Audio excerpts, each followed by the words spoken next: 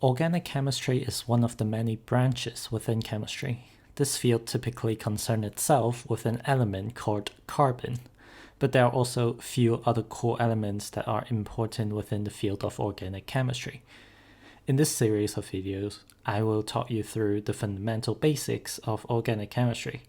This series is suitable for A-level students as well as first-year undergrads. The aim of this series is to explain the following topics, which are essential knowledge if you wish to pursue chemistry as a degree or a career. I recommend watching these videos in order because the latter videos will contain information taught in previous ones. If there are any questions, please leave them in the comment section of each relevant video. If these have helped you, share it with your peers and subscribe for more contents. Best of luck, and let's get started.